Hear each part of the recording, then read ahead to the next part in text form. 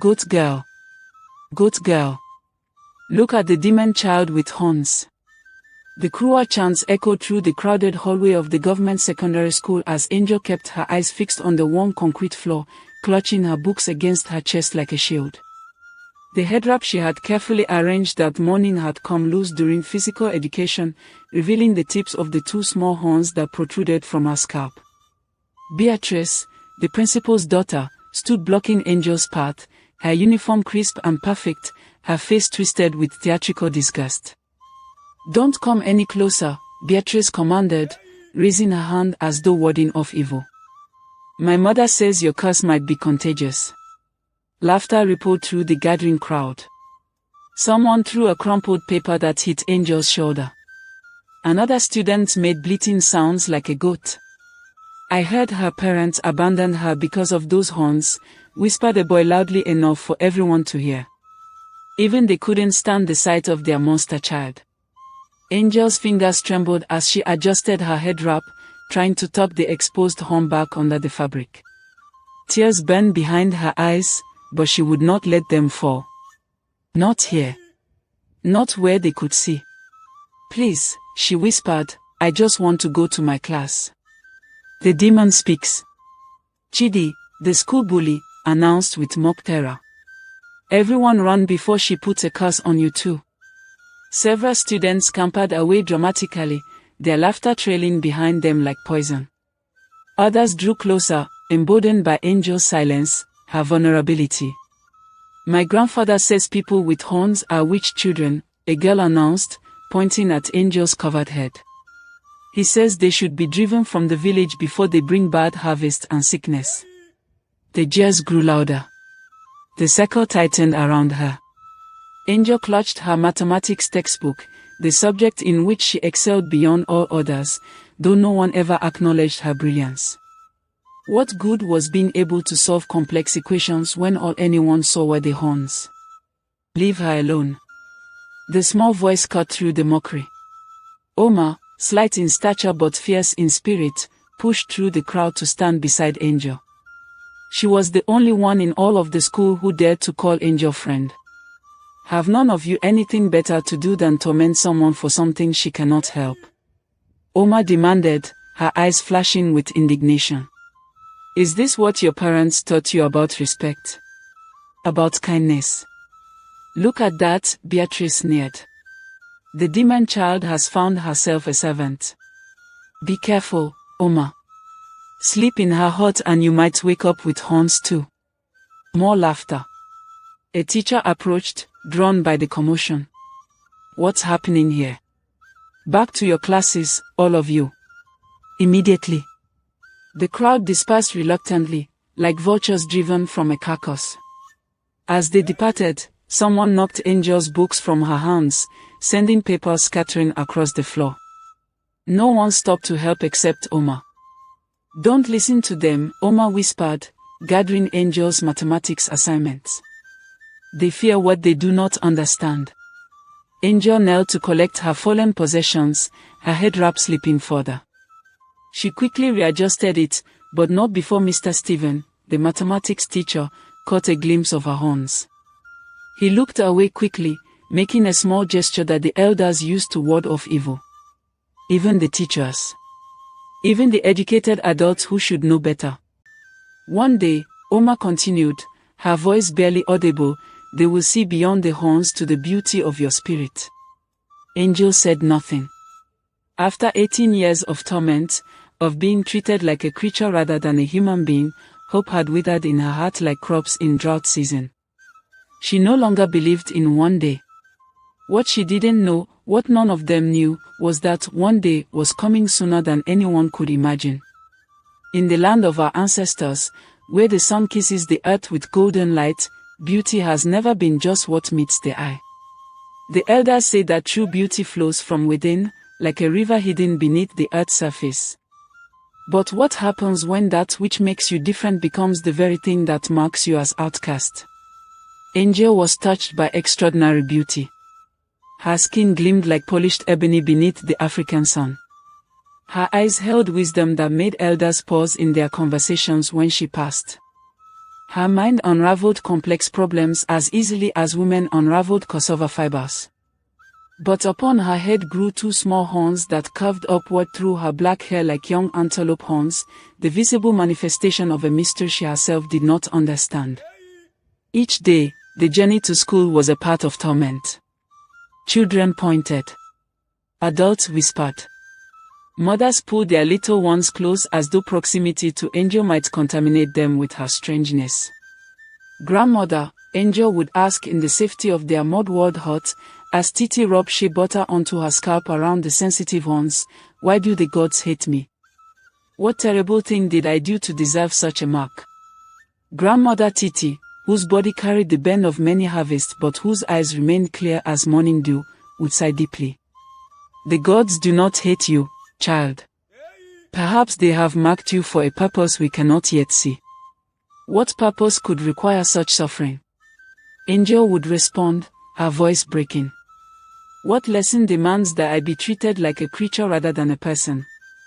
To these questions, Titi had no answers. Or perhaps the answers remained locked behind lips that feared speaking certain truths before their time. Despite the cruelty that surrounded her, Angel's brilliance could not be denied. In examinations, her scores outshone all others.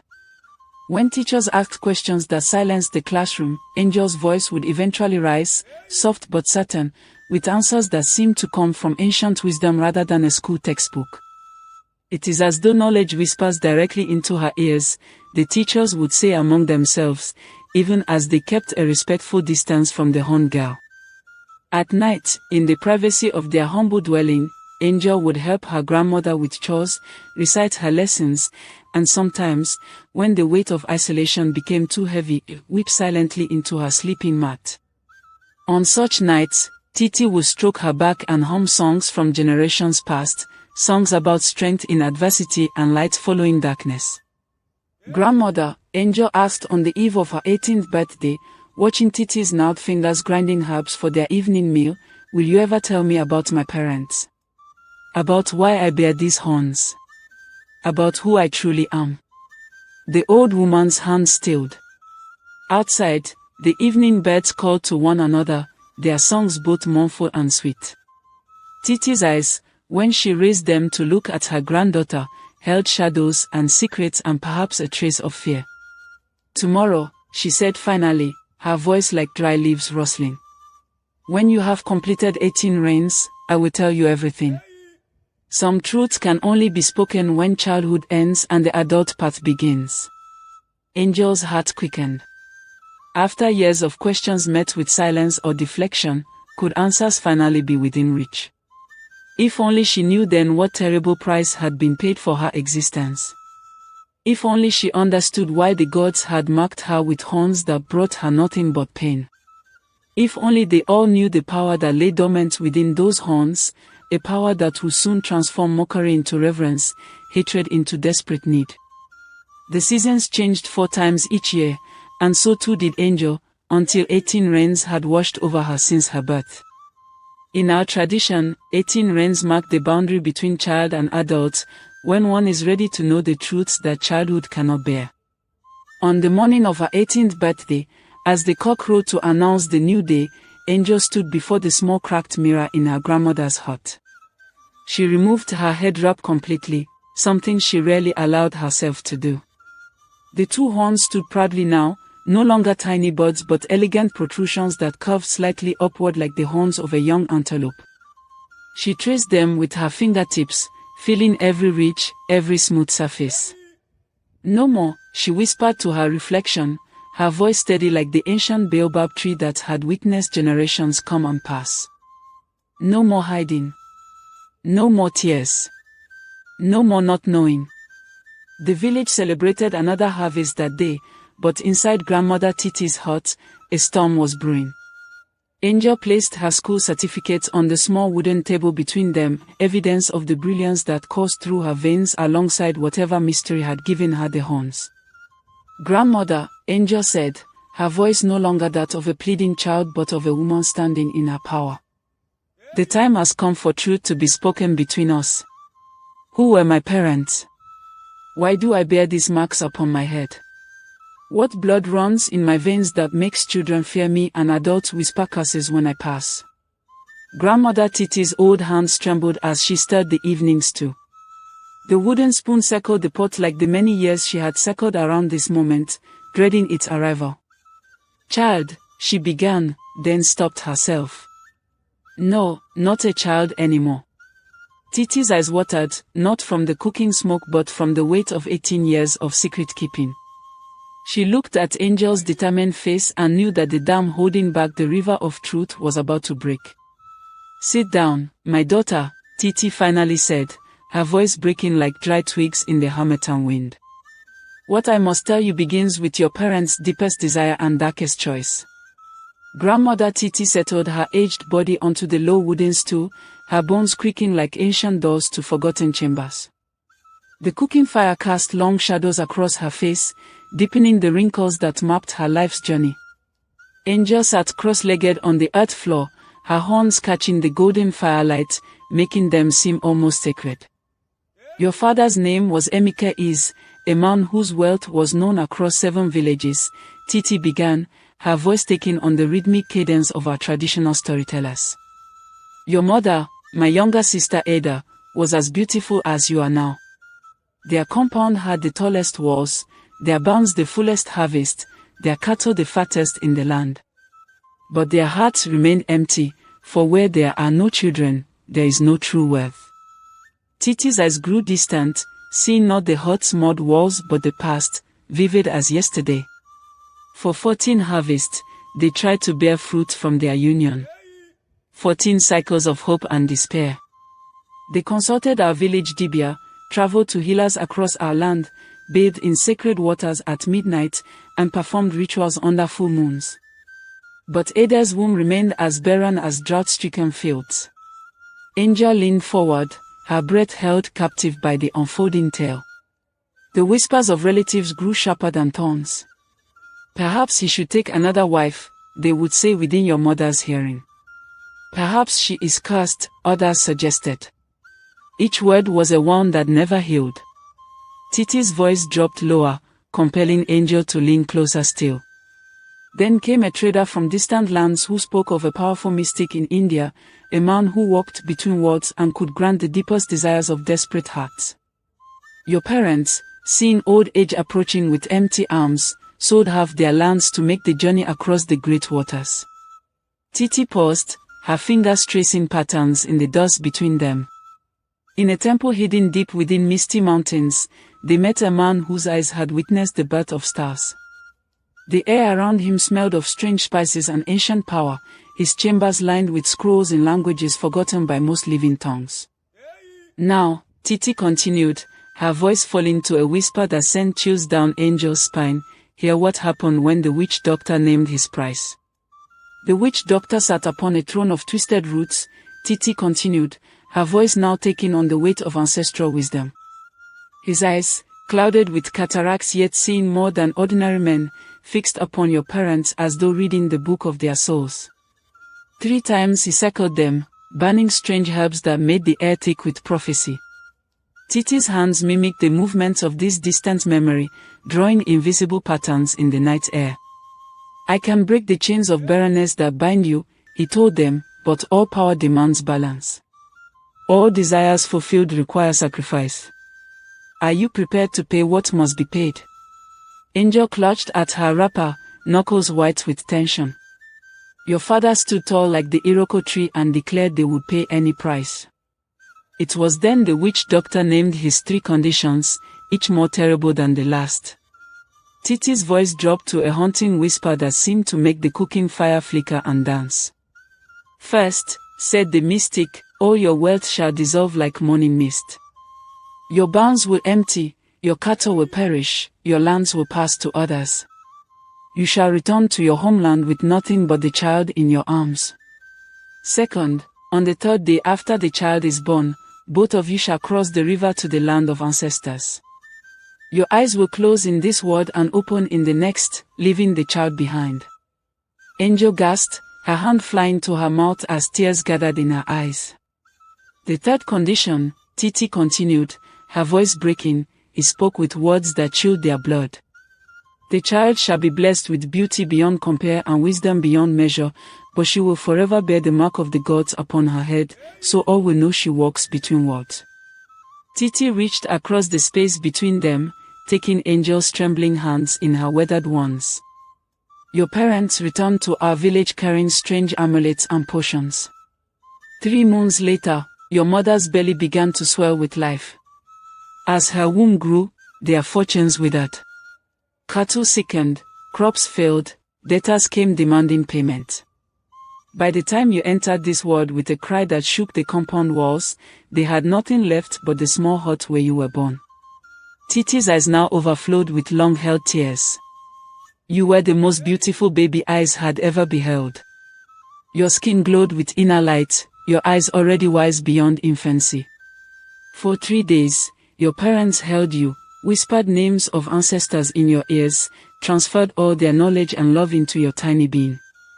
On the 3rd morning, as the cock crowed, both slipped away in their sleep, their faces peaceful as though merely dreaming. Angel's tears now flowed freely, watering the earthen floor beneath them. But of the 3rd condition, the mark of the gods, there was no sign.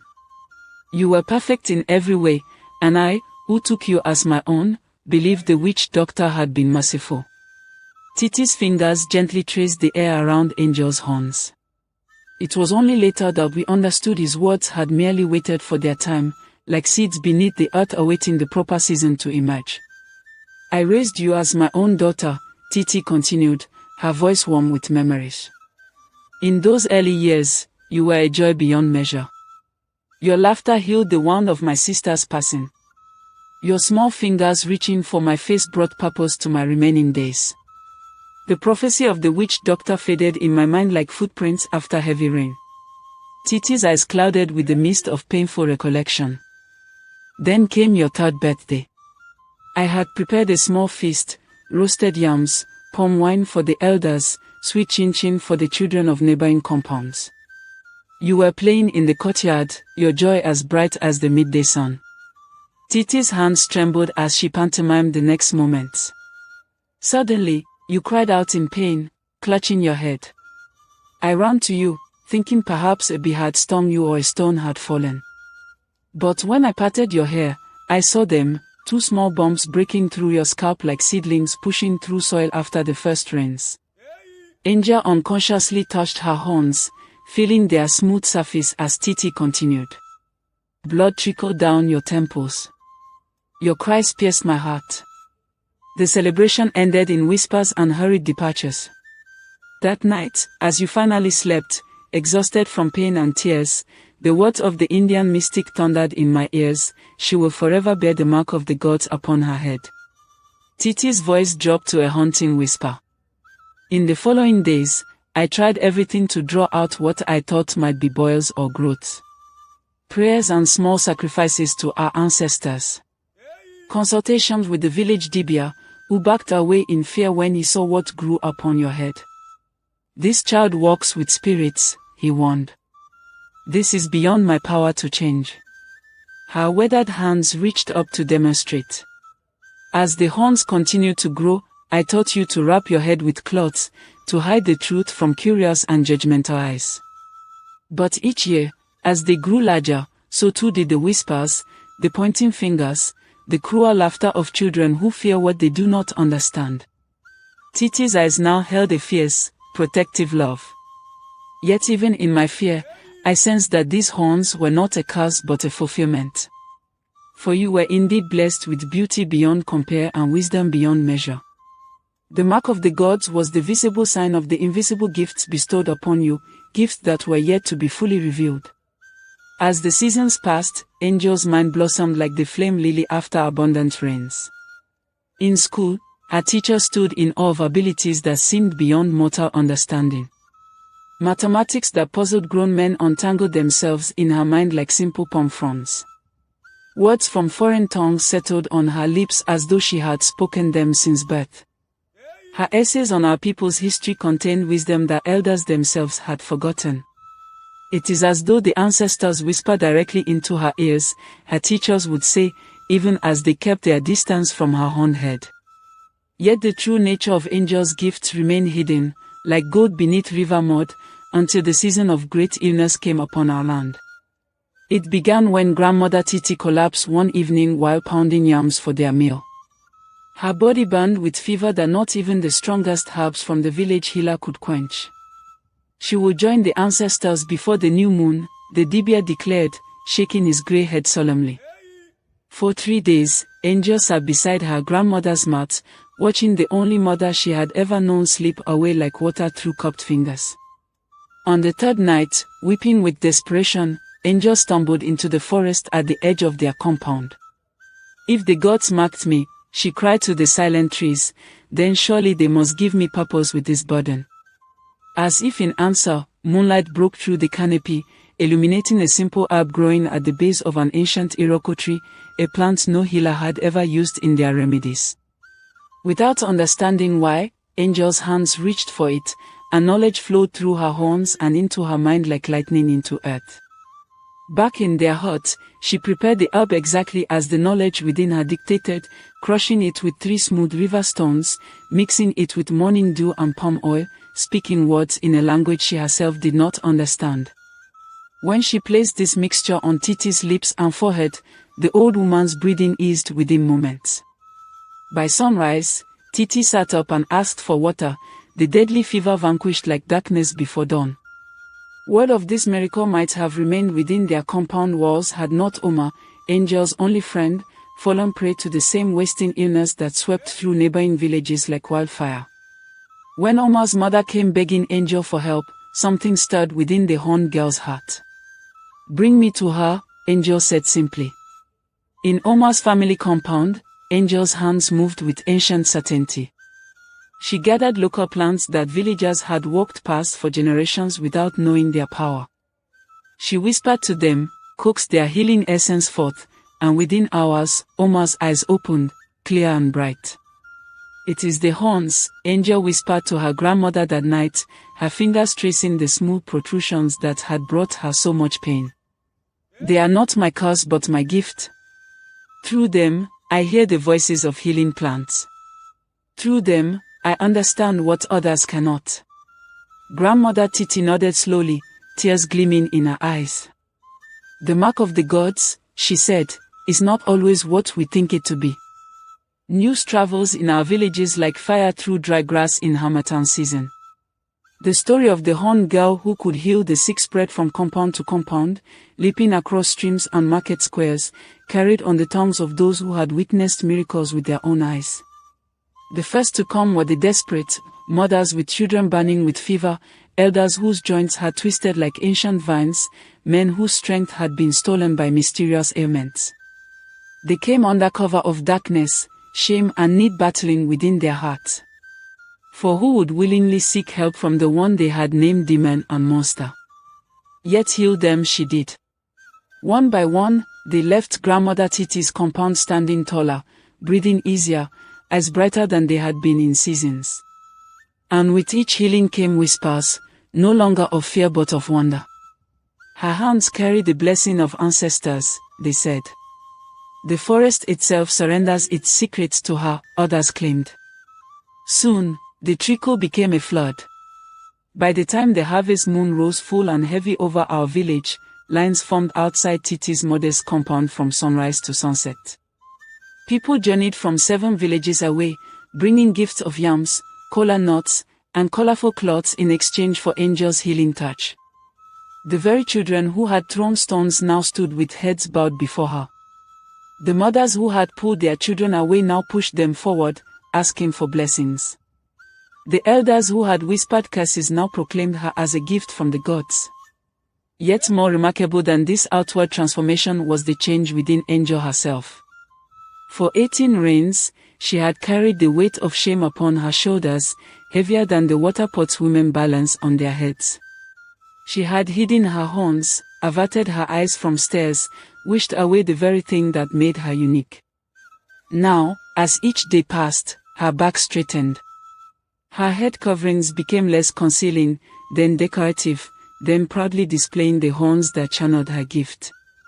When she walked through the village market, her eyes met those of others with quiet dignity. "My people, this is how the story of Angel, the girl with 2 horns, unfolds before us like a leaf opening to morning light. In the wisdom of our ancestors lies this truth: what appears as a curse may be the greatest blessing the gods have bestowed upon us. The elders say that a diamond buried in mud is no less precious for its hiding place. Just so, Angel's horns, the very marks that brought her ridicule and isolation, contained within them the power to heal nations. They were not punishments but channels through which ancient wisdom flowed into our world. Remember this tale when you look upon those who appear different. The child with unusual features, the person whose body or mind works in ways unlike others, perhaps the two carry gifts we cannot yet see. Perhaps the gods have marked them not for shame but for extraordinary purpose. And what of you, my listeners? What aspect of yourself have you hidden away, believing it to be a flaw, when it might contain your greatest strength? That quick temper might be the fire of justice. That sensitivity others mock might be the wellspring of compassion. That overthinking mind might solve problems others cannot see. Share with me in the stories below, what unique trait have you transformed from burden to blessing? If this tale has touched your spirit, join our circle of storytellers by subscribing to our channel. Soon I shall return with another tale from our ancestors. Until then, remember, the gods rarely make mistakes in their markings. Look deeper and stay safe.